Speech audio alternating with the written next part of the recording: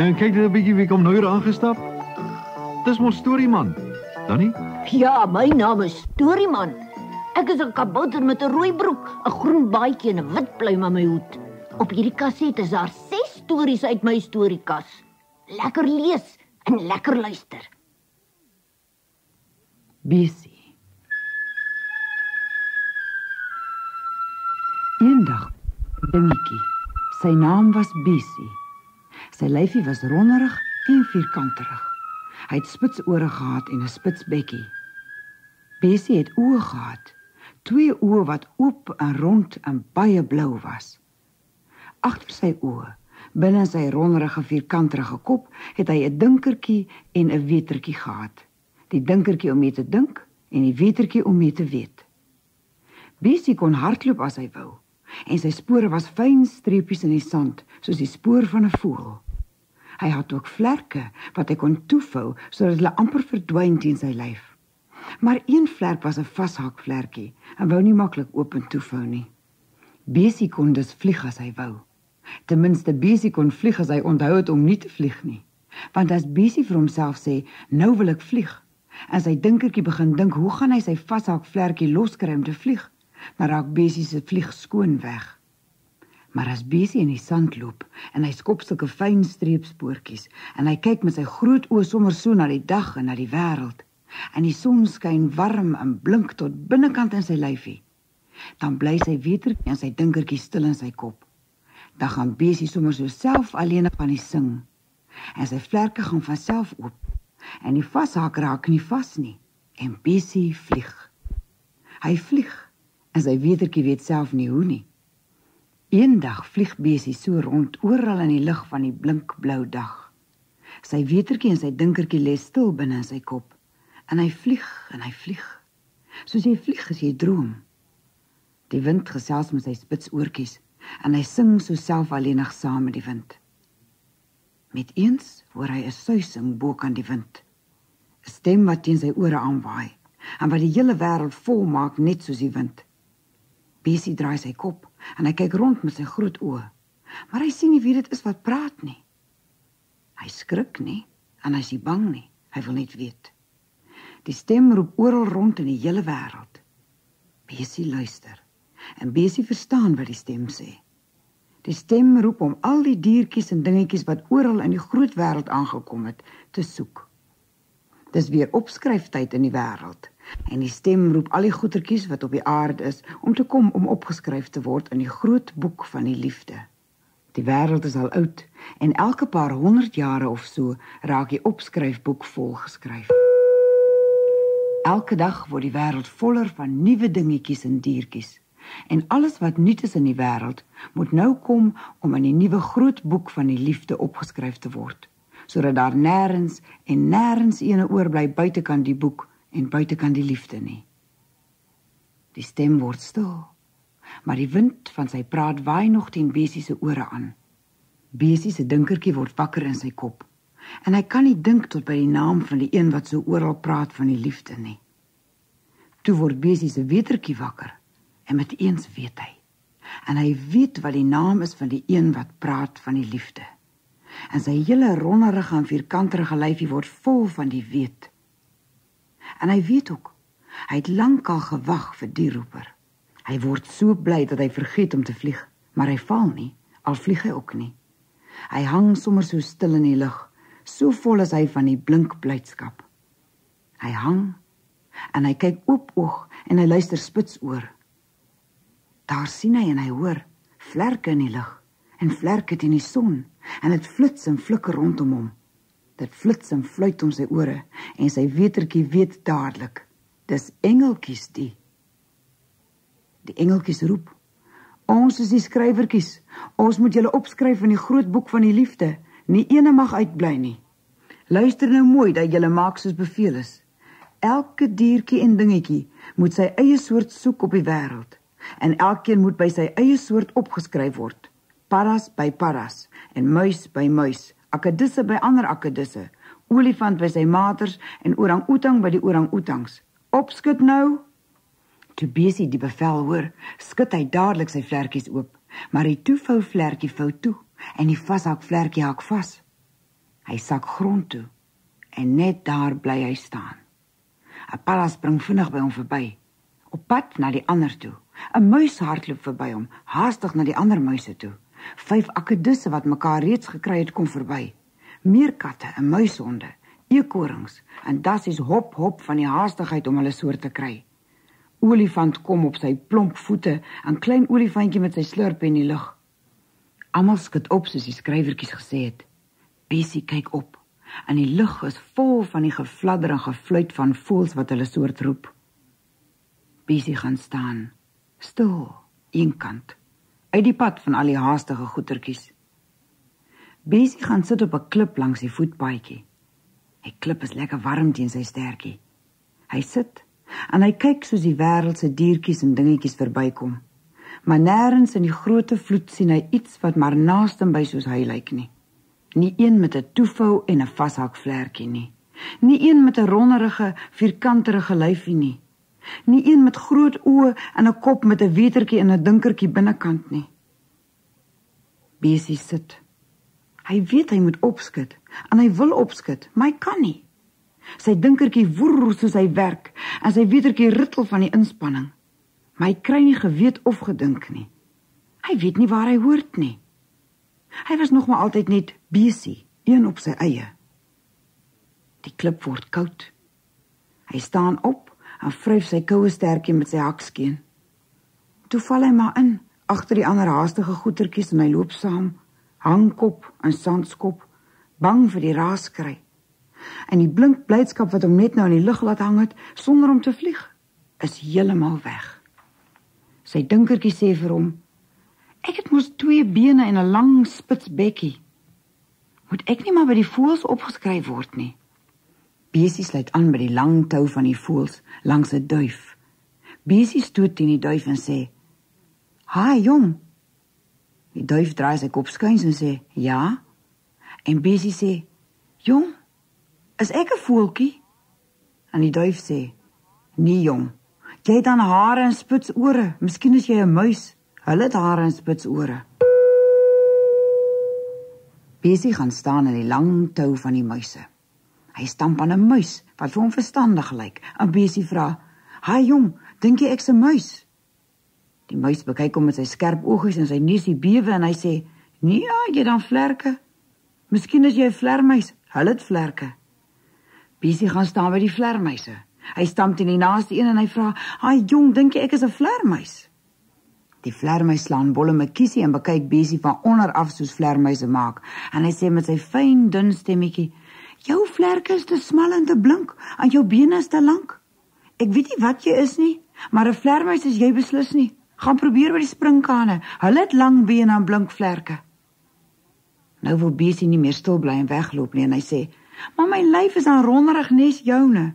En ek het dan ook bruin haartjies nes joune." "Al miskien," sê die vlermuis, "by ons hoort jy nie." Bessie se voete sleep van die moegheid. Maar hy loop na die tou van die sprinkane. Hy sien sommer klaar, hy hoort ook nie daar nie. Hy kan nie meer sê, "Haai jong," nie, want daar sit 'n knop in sy keel en hy kan dit nie wegsluk nie. Sy groot oop oë is vol trane. En as hy kyk, lyk dit vir hom of die sprinkane voor hom in blink waterige stukkies breek. Sy wetertjie lê doodstil, en sy dinkertjie dink die bangste bang maak goed. Sê nou hy kom alleen by die opskryfplek aan. Sê nou hulle sê hom af, en hy alleen van al die wêreldse goetertjies bly agter, en net hy kan nie opgeskryf word in die groot boek van die liefde nie. Sy hele lyfie loop oor van die groot bang hartseer, en hy gaan met harde snikke aan die huil. Al die sprinkane skrik. 3 grootes kom gelyk na hom aangewip en hulle vra, "Wat my keer jong? Het jy dan verdwaal?" Bessie vee met die agterkant van sy vlerkies oor sy oë en hy sê, "Ja, ek bedoel, nee, ek weet nie. Ek het al die hele dag gesoek en ek kan nie my soort kry nie. Dink jy ek is dalk 'n sprinkaan, asseblief tog?" Al die sprinkane kyk hom baie ernstig aan met groot blink oë waarin 1000 bessies gespiegel staan. Al 3 skud stadig hulle koppe en ene sê, "Nee jong, 'n sprinkaan is jy nie. Miskien is jy..." Hulle draai hulle koppe hiernatoe en daarna toe. En hulle kyk of hulle iewers 'n tou sien van iets wat soos besie lyk. Maar dit is al laat in die dag, en die lang toue is al weg, en dit lyk of die skrywerengeltjies aan die punte van die toue hulle boeke wil toemaak. Daar staan nog net 'n paar laatkommers, en die 3 sprinkane en besie. Toe nou, roep die engeltjies, wat staan julle so? Die laatkommers en die sprinkane staan nader. Besie gaan staan agter die laaste, grootste sprinkaan, klein opgekrimp van die bang. Niemand sien hom raak nie. Die groot sprinkaan skop met sy agterpoot teen Besie en hy sê, kyk daar, die engeltjies het blou oë soos jy. Miskien is jy so 'n engeltjie wat op die grond hou. Besie se wetertjie sê vir hom baie duidelik, hy kan nie 'n engeltjie wees nie. Teen die tyd weet Besie goed waar hy nie hoort nie. Die engeltjie wat die laaste dingetjies opskryf, sit onder 'n blombos, en hy skryf in 'n groot boek, op 'n bladsy wat byna vol geskryf is. Op die hele wêreld is nog net 3 sprinkane en Besie wat nie opgeskryf is nie. Besie loer oor die sprinkaan se lyf, en hy sien bo aan die bladsy pragtige netjies geskryf, sprinkane. Die engeltjie se gesig is naby die boek, en die puntjie van sy tong steek eenkant by sy mond uit, want hy skryf op sy mooiste. Hy sien glad nie dat die sprinkane klaar opgeskryf is nie, en hy vra vir Besie, naam? Besie is hees van die bang, maar hy sê, Besie. Die engeltjie vra, van watter land se sprinkane? Ek weet nie, fluister Besie. Die engeltjie lig sy kop. Hy kyk na Besie, en Besie kyk na hom. Maar jy is mos nie 'n sprinkaan nie, sê die engeltjie. Wat is jy? Ek weet nie, sê Besie. Ek soek al die heel dag, maar ek weet nie. Hulle sê vir my, ek is nie 'n voël, of 'n muis, of 'n vlermuis, of 'n sprinkaan nie. Die sprinkaan het gesê, my oë is blou. En toe het ek gewonder, miskien is ek 'n soort engeltjie. Dink jy ek kan dalk asseblief tog 'n soort engeltjie wees, sonder een wat op die grond hoort? Die engeltjie is baie stil onder die blombos. Hy kyk na Besie, en Besie kyk na hom met groot oë en 'n bekkie wat oophang en bewe. Wag 'n bietjie, sê die engeltjie, en hy sommer weg, soos 'n naaldekoeker oor die water, blink en weg. Net die blombos en Besie het oorgebly op die wêreld. Hy weet ook nie, sê Besie vir die bos. Toe vou sy beentjies sommer onder hom in. Hy gaan sit op die grond, en die groot huil wat hom die hele dag al wurg spring los uit sy keel. En Besie sit onder die blombos en hy huil en hy snik dat sy hele lyfie ruk. Nou wat makeer dan, dingetjie? Waarom huil jy so? Sê 'n stem met eens naby hom. Sy dinkertjie en sy wetertjie sit dom van die hartseer om hom te help. Hy weet nie wat dit is wat praat nie, maar hy staan op, want dit is soos dit hoort. Op die grond lê 'n skynsel soos die van die maan. En daarna bly Besie kyk. Iemand sit saggies 'n vinger onder Besie se bekkie en lig sy kop, dat hy moet opkyk. Besie kyk op en in die helder glans staan 'n groot engel. Die lig skyn en skyn om die engel, en Besie kyk daarna in die helder lig, maak nie eers sy oë seer nie. Sy oë word vol van die lig van die engel, en die groot swaar huil trek weg uit sy keel, sodat hy mooi duidelik kan praat, en Besie sê, ek huil, omdat al die goeders al opgeskryf is, en die boeke is toegemaak, en niemand weet wat ek is nie. En as ek op die wêreld is, moet ek mos ook ergens by 'n soort dingetjie hoort. Maar die boek is klaar toegemaak, en die engeltjies het my nie opgeskryf nie, want niemand weet waar ek hoort nie. Ek pas nêrens nie. Nee, Besie, sê die engel, die boek word nooit toegemaak nie. En jy hoef nie bang te wees dat daar nie vir jou plek is nie, net omdat jy anders is nie. Luister nou mooi, Besie, en ek sal vir jou iets vertel wat jou sal bly maak, en wat jy altyd moet onthou. Besie hou aan kyk na die engel, oop oog en spits oor soos hy luister. In 'n ver tyd wat verby is, sê die engel, het die mense ook al die mense opgeskryf, elkeen waar hy hoort. En toe kry hulle 'n kind, en die kind was ook anders as al die ander mense. En niemand het toe geweet waar die kind eintlik hoort nie. Later het hulle eers uitgevind, en toe hulle eenmaal weet, het niemand van die wêreldse mense ooit weer vergeet wie daardie kind was nie. Ons wat die name opskryf in die groot boek van die liefde. Ons weet dat daar altyd onder die mense en onder die diertjies en dingetjies van die wêreld een sal kom, wat so ietsie van alles is, en tog nie heeltemal soos een van hulle nie. En as ons opskryf mag so enetjie, wat alleen op sy eie is, nooit verlore gaan nie. Al kan hy nie saam met enige van die ander opgeskryf word nie. Die engel kyk met helder oë na Bessie. Jy is so enetjie, Bessie, wat nie mag verlore gaan nie.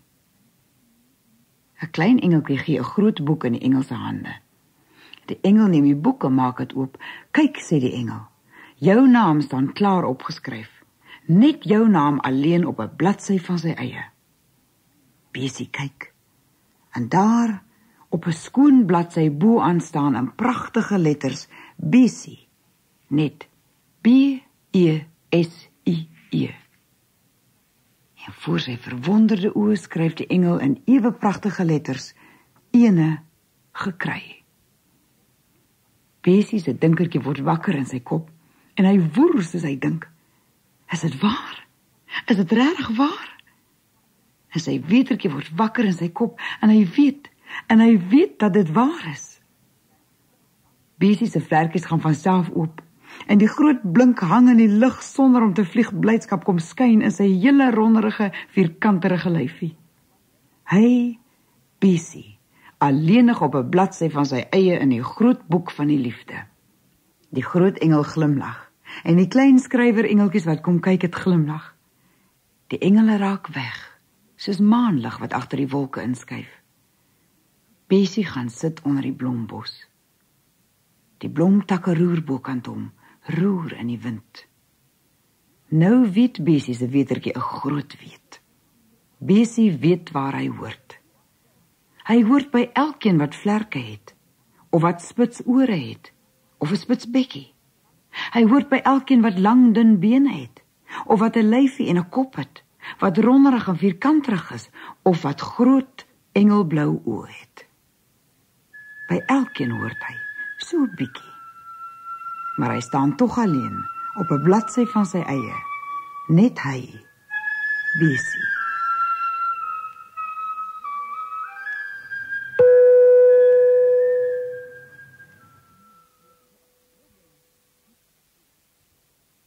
Pinocchio, die fee se belofte.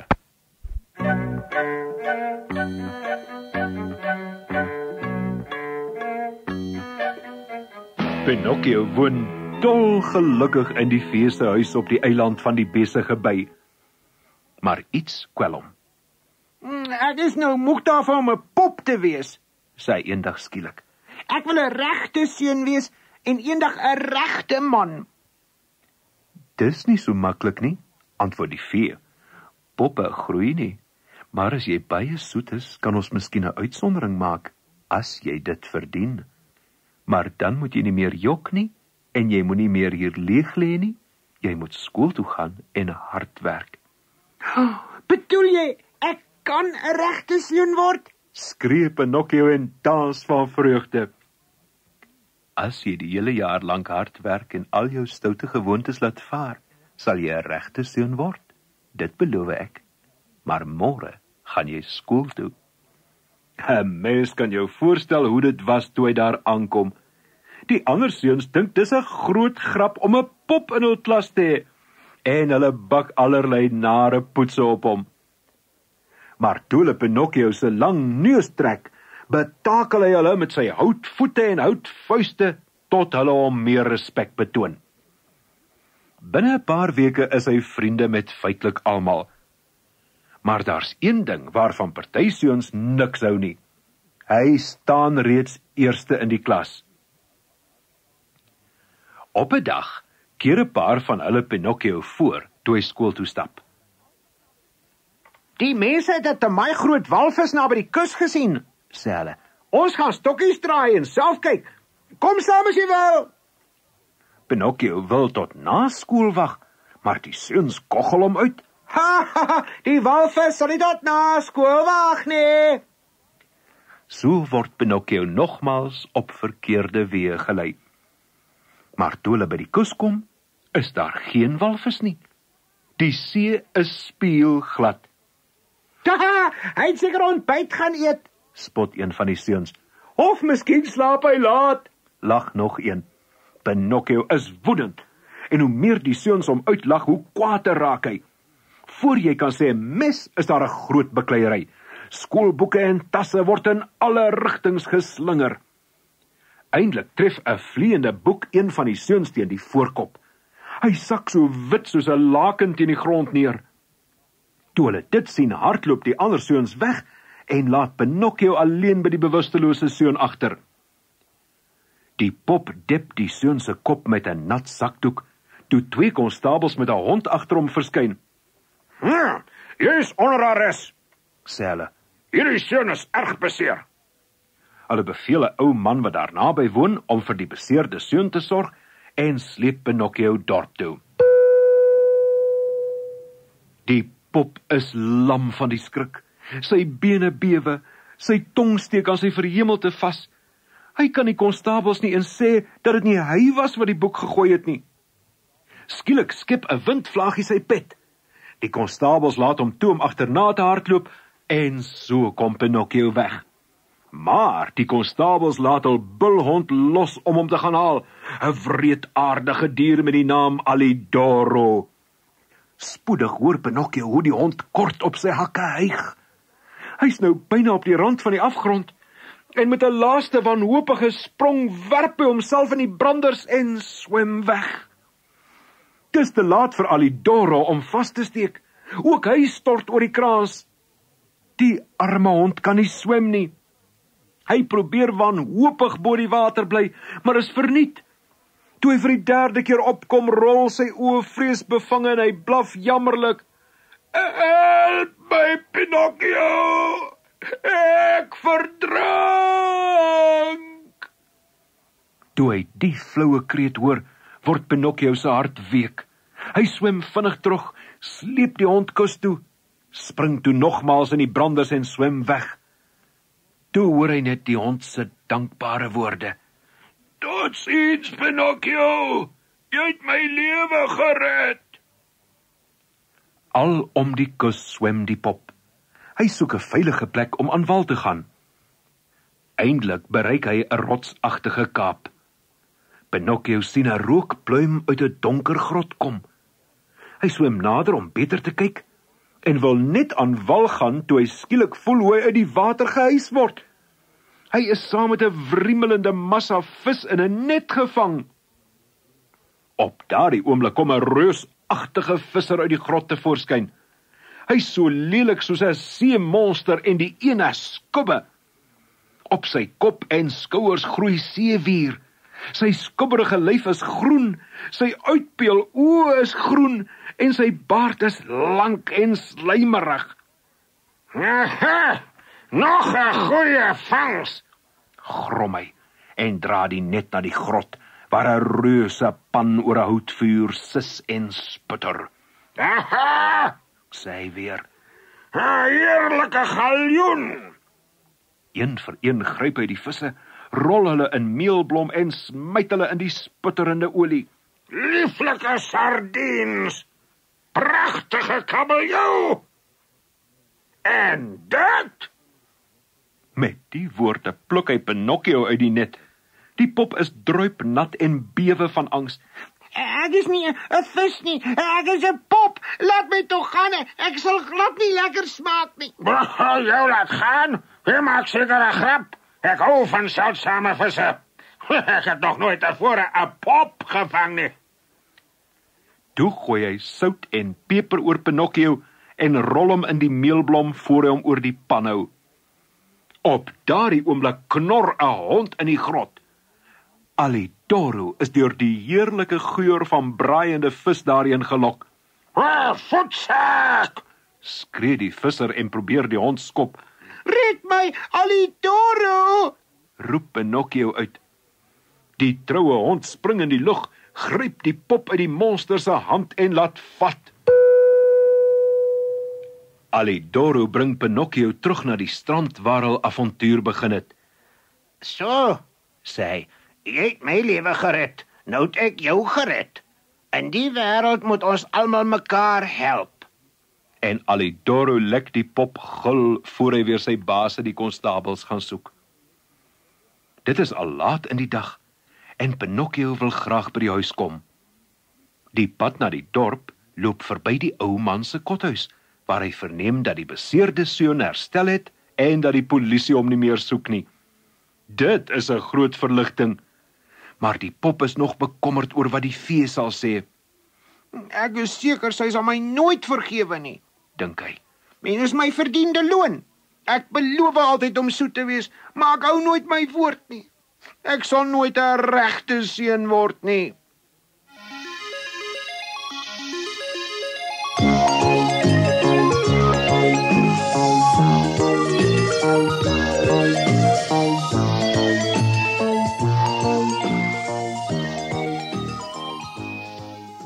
Toe Pinocchio by die vee se huis kom, is dit nag. Hy is koud, moeg en baie honger. Maar toe hy aan die deur klop, antwoord niemand nie. Het die vee hom weer verlaat? Hy wag en wag. Eindelik, na 'n halfuur, gaan 'n venster bo in die huis oop en 'n groot slak met 'n brandende kers op haar kop tuur uit. Wie klop nog so laat in die aand? Vra sy. Dis ek, Pinocchio, is die vee tuis? Die vee slaap en moenie gewek word nie. Maar ek sal afkom en jou inlaat. 'n uur gaan verby. Toe 2, maar die deur gaan nog steeds nie oop nie. Pinocchio bibber van die koue en hy klop weer. Die keer gaan 'n venster op die 3de verdieping oop. Die slak kyk weer uit. Dit help nie om so op die deur te hamer nie, ou seun. Ek is 'n slak en slakke is nooit haastig nie. En sy maak die venster toe. Kort daarna hoor Pinocchio hoe die kerkklok middernag slaan. Toe 1 uur, toe 2 uur, en die deur bly toe. Die arme Pinocchio, al wat hy kan doen is om te wag. Die hele nag bly hy daar by die deur staan, totdat dit eindelik om dagbreek oopgaan. Dit het die slak 9 uur gekos om by die trappe af te seil. Jy kan nog nie inkom nie, sê sy. Die vee slaap nog. Nou bring dan ten minste vir my iets om te eet, bly die pop. Ek is rasend honger. Dadelik, sê die slak. En 2 uur later keer sy terug met brood, gebraaide hoender en vrugte op 'n silwerskinkbord. Pinocchio val gulsig weg, maar tot sy ontsteltenis ontdek hy dat al die kos van karton gemaak is. Na sy vreeslike ontberinge val hy uitgeput aan die slaap. Toe hy bykom, lê hy binne die huis op 'n sofa. Die vee staan langs hom. Sy is nie kwaad nie, maar sy gee Pinocchio 'n plegtige waarskuwing. Jy weet dat jy verkeerd gehandel het. Ek sal jou nog 'n maal vergewe, maar die hemel wees jou genadig as jy 'n 3de keer stout is. Pinocchio beloof plegtig om sy lewenswyse te verander, en die keer bedoel hy dit. Hy wil nooit weer so 'n dag en nag beleef nie. Hy het sy les geleer, en 'n hele jaar lank kom hy sy beloftes volmaak na. Aan die einde van die jaar wen hy die prys vir die beste leerling in die skool, en hy gedra hom so goed dat die vee hoog in haar skik is. Toe hy een middag by die huis kom, sê sy, ek gaan jou wens bewaarheid. Van môre aand af sal jy nie meer 'n pop wees nie, maar 'n regte seun.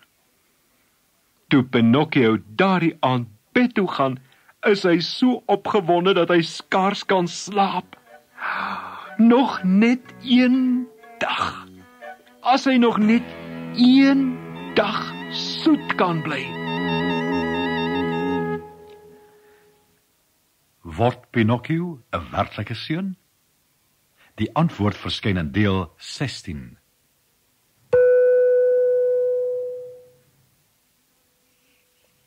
Die parasol. Minnie verjaar in die warm seisoen wanneer die son die aarde skroei en almal skadu soek. Haar verjaardagpresent is 'n parasol, 'n ligte kleurige sonsambreel.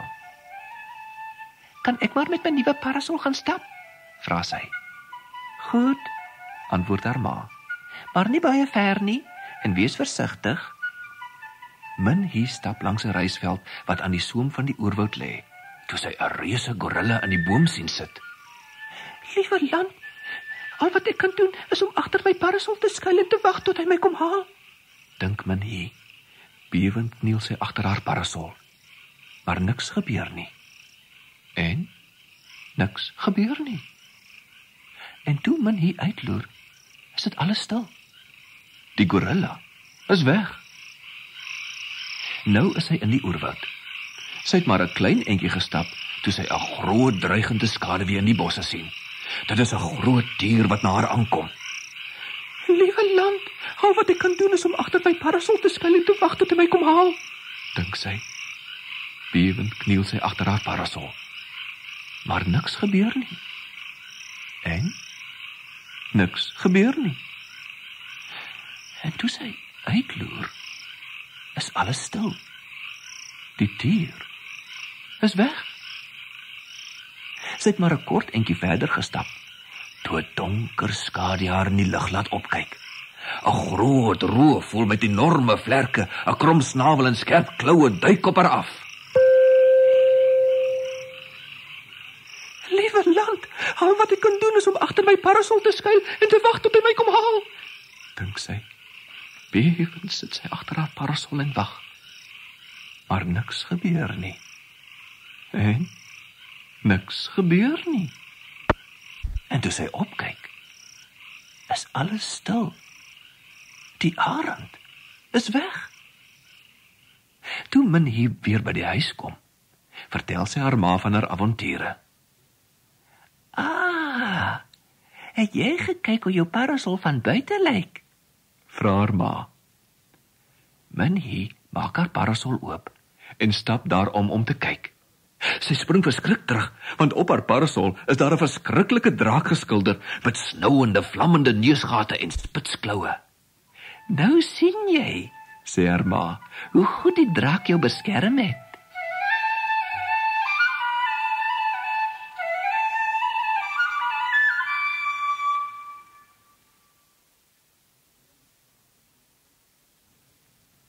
Brok die klok.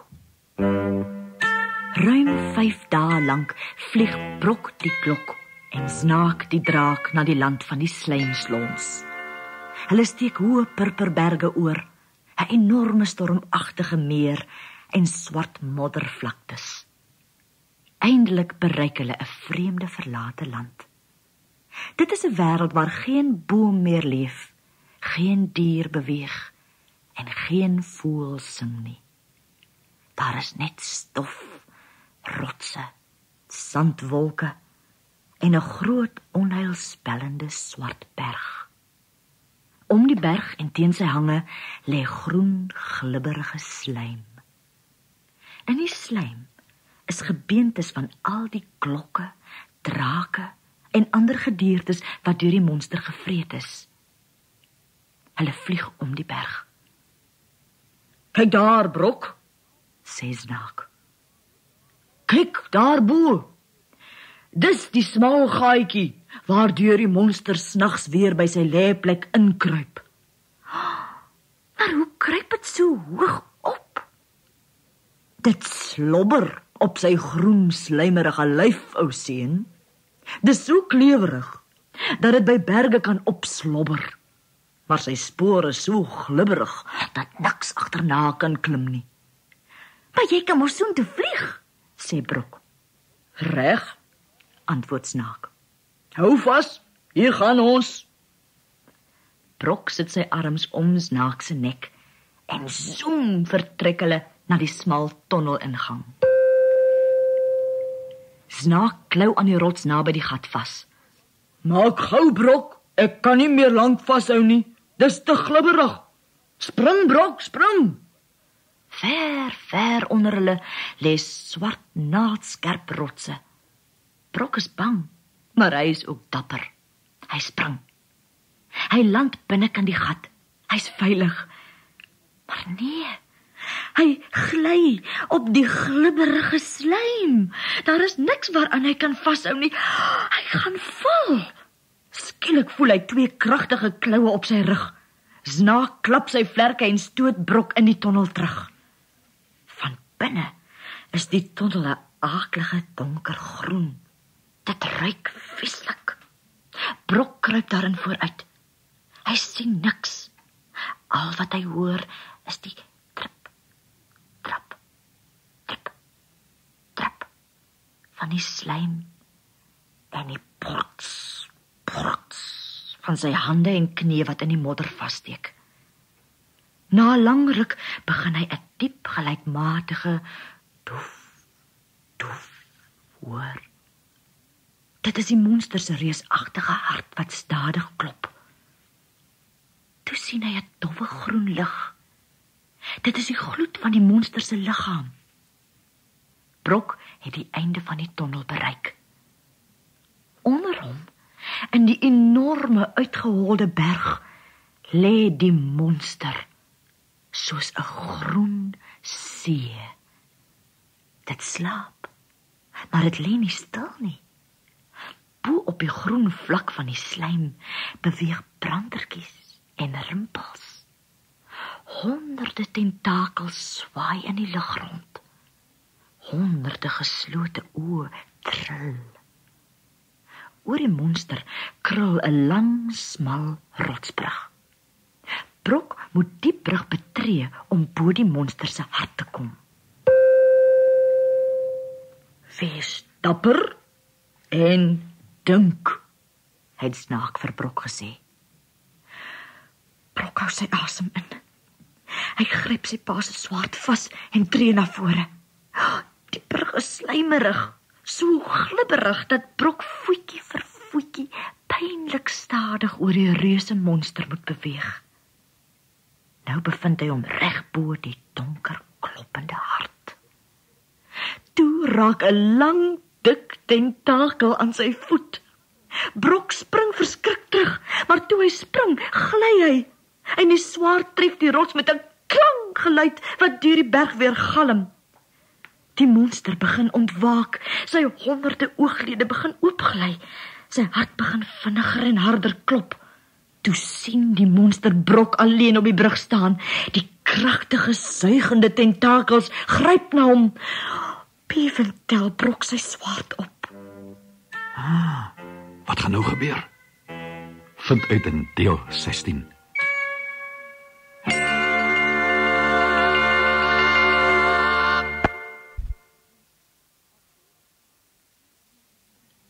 Pandora se geskenk. Baie jare gelede was daar 'n tyd toe niemand in die wêreld ongelukkig of siek of wreed was nie. Dit was 'n tyd toe niemand ooit seer gekry of oud geword het nie. Daar was geen afguns nie, en omdat niemand sy buurman beny het nie, was oorloë onbekend. Daar was geen moord nie. Daar was genoeg van alles en vir almal, en niemand was gulsig nie. Mans en vroue het nooit met mekaar gestry nie. Dit is waarom Pandora en Epimetheus so gelukkig saam was.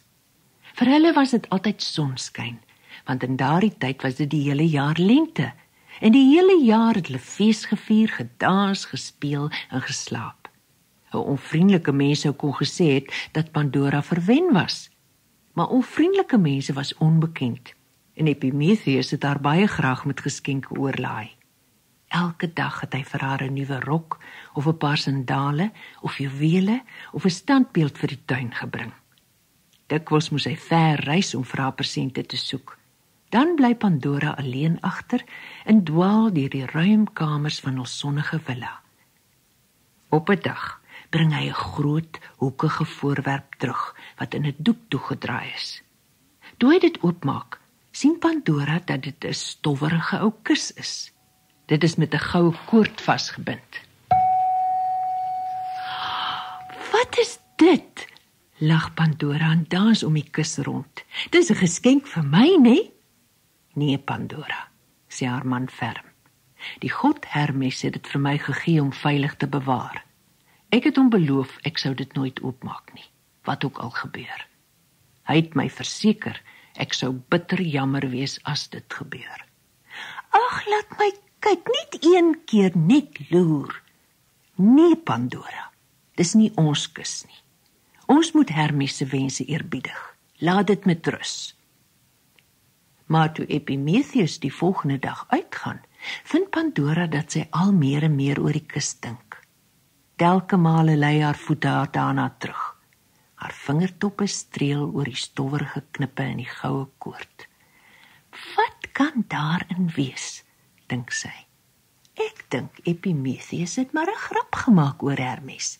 Dit is tog seker geskenk vir my. Buitendien was dit hy wat beloof het, nie ek nie. Dit kan tog seker nie kwaad doen as ek vinnig kyk nie. Haar vingers begin die knoop in die koord losmaak. Sy keer haarself net betyds. 100 klein taakies in die villa hou haar besig. Maar daardie middag kan sy dit nie meer verduur nie. Sy ontknoop die koord en maak die knippe los. Onmiddellik hoor sy 'n fyn gemurmel uit die kus, soos vlindervlerke wat teen 'n glasruit fladder. Ag, dis die een of ander dierbare klein skepseltjie.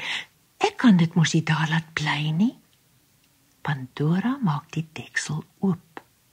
Maar in die kus is daar net 'n kruik. Dit is met waks verseël en baie stowwerig. Sy hoor geluide uit die kruik kom en hulle word harder. As ek die seël breek, dink sy, sal Epimetheus weet ek het in die kus geloer. Toe maak sy die kus toe en probeer dit vergeet. Maar ag, hoe graag wil sy nie weet wat in die kruik is nie. Sy stap in die kamer heen en weer en keer telkens na die kus terug. Toe, soos in 'n droom, bevind sy haar langs die oop kus. Sy begin die geheimsinnige kruik afstof. Pandora, Pandora, laat ons tog uit. Kerm 'n koor klein stemmetjies uit die kruik. Pandora brand van nuuskierigheid. Sy byt haar lip. Maar ek moenie, my man het gesê. Wat weet Epimetheus? Laat ons tog uit asseblief, laat ons uit. Die wêreld het ons nodig. Sonder ons is die wêreld nie volledig nie. Nou is die versoeking vir Pandora te sterk. Haastig krap sy die wakseël weg. 'n afskuwelike swart pereby forceer die prop uit die kruik se nek en vlieg uit. Uit sy angel drup gif. In sy gezoem is die woord dood. Nog 'n insek met leervlerke en glurende oë volg. Dit mompel iets wat na vrees klink. Toe kruip 'n verskroeide kewer by die kruik uit en die slijmspoor wat dit op die vloer agterlaat, spel die woord siekte. 'n bleek gogga vlieg by die kruik uit, zoom deur die venster en begin in die tuin ronddartel. Net waar dit gaan sit, bly dorings en onkruid, miet en wurms agter. Die trillende stem van die gogga sê, honger. Wanhoopig probeer Pandora die prop terugdruk, maar 'n vleiende kewer deurboor haar pols met sy skerp angel en roep uit. Jy kan ons nie nou meer keer nie, dwaase vrou. Ons is al die bose dinge wat jou wêreld nooit geken het nie. 'n Geskenk van die gode, wat op julle geluk afgunstig geraak het. Ek is ouderdom. Skielik voel die prop in Pandora se hand vir haar te swaar om op te lig. En op haar arm sien sy die rimpels en bruin kolle van die ouderdom. In die bronsspieël sien sy 'n verrimpelde gesig en grys hare.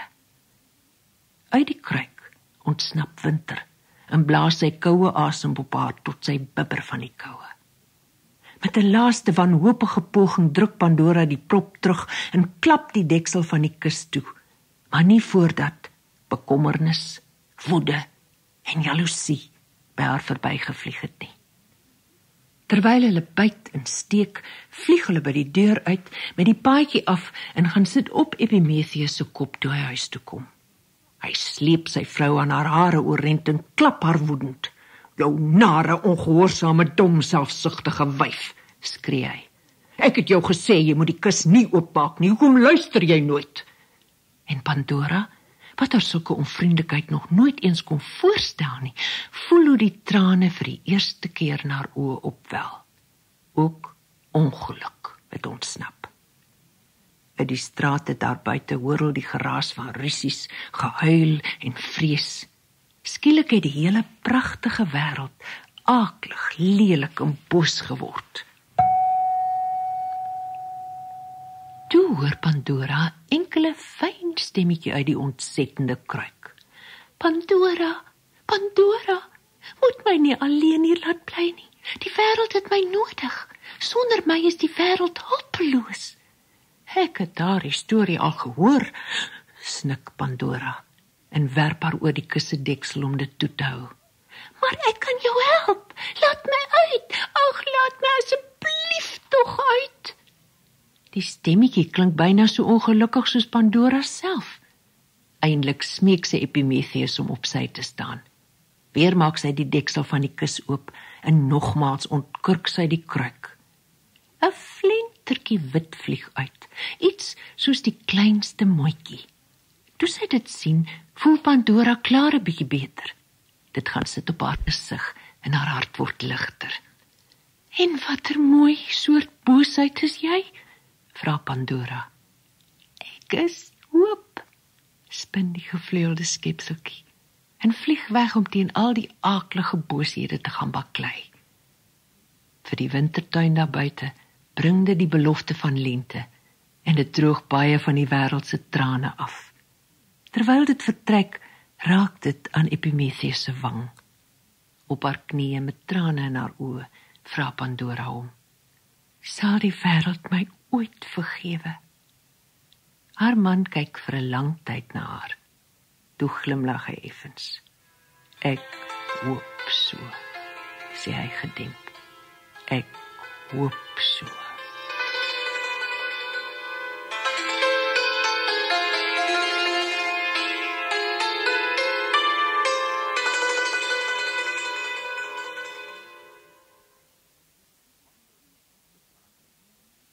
Marcus se flater. Marcus is maar 'n nare ou vent. Niemand hou baie van hom nie. Een lentemôre kom hy by die handelspos ingelawaai. Hy is weer een van sy spogbuie. Ek gaan al die diere op die berg daarbo blaker, kyk hy. Dan kan julle almal vir my 'n dop koop en my op die rug klop en 'n kikkie van my neem. Het jy dan vir jou 'n nuwe geweer gekoop, Marcus? Vra iemand. Sê. Ek het my sakmes en 'n stuk hout gevat en van myself 'n fluit gemaak. Dis wat ek gaan doen het. Almal in die winkel lag by die gedagte dat Marcus vir die diere op die berg musiek gaan maak. Maar hy gluur om hom rond. As ek op daai fluit speel, kan ek die liefdesroep van enige dier namaak. Wildsbok, wasbeer, bewer. Meisond, sê iemand. En Marcus storm woedend by die handelspos uit en begin na die Blouberge koers kry met al sy kos, sy geweer en sy fluit. Hy stap ver. Hy is diep tussen die esdoringbome voor hy sy fluit uithaal en die roep van 'n hert naboots. En jou waarlik?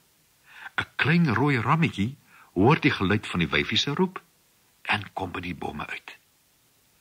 Doodkalm laai Marcus sy geweer en lê op die diertjie aan. Boem! Skiet hy en dis mis. Maar die hert was nie die enigste dier wat die herteroep op die fluit gehoor het nie. 'n Groot rooi kat kom tussen die bome by die steilte af. Hy lek sy lippe, want hy dink hy gaan 'n herteooi eet. En toe hy ou Marcus daar sien, besluit hy om hom te eet. Marcus het nou geen koer in sy geweer nie. Blitsvinnig blaas hy op die fluit en maak die geluid van 'n bergleeu. Die rooi kat skrik so groot dat hy daar wegspring asof 'n regte bergleeu op sy hak is. Maar die rooi kat was nie die enigste dier wat die bergleeu se roep op die fluit gehoor het nie. 'n Groot honger bergleeu kom deur die bome aan. Hy is oortuig dat sy wyfie op 'n smaaklike happie afgekom het. En toe hy ou Markus daar sien staan, grinnik hy breed. Blitsvinnig blaas Markus weer op die fluit en maak die roep van 'n groot wyfie beer na. Die bergleeu skrik so groot dat hy laat vat asof 'n regte beer op sy hak is. Maar die bergleeu was nie die enigste wat die wyfie beer se roep gehoor het nie. 'n Reuse beer, 'n baie eensame beer, hoor dit en kom by die stilte af met liefde in sy groot beerhart. Maar hy kry nie 'n wyfie nie. Al wat hy kry is Markus. Tog grenslig hy ingenome. En dit was die einde van Markus. Nou ja, Markus was maar 'n nare ou vent.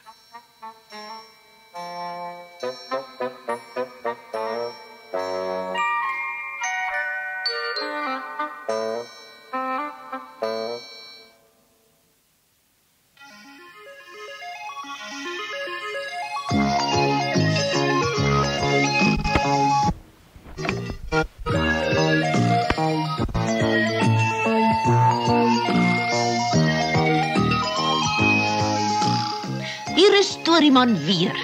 Volgende keer bring ek julle nog 6 stories uit my storiekas. Hulle is Boer, boer, wolf is in jou kraal. Pinocchio, die reis na speelland. Die gestewelde kat. Brok die glok, deel 3. Liewe heksie en die donkie. Joris en die draak. Moet hulle nie misloop nie. Totsiens, mooi bly.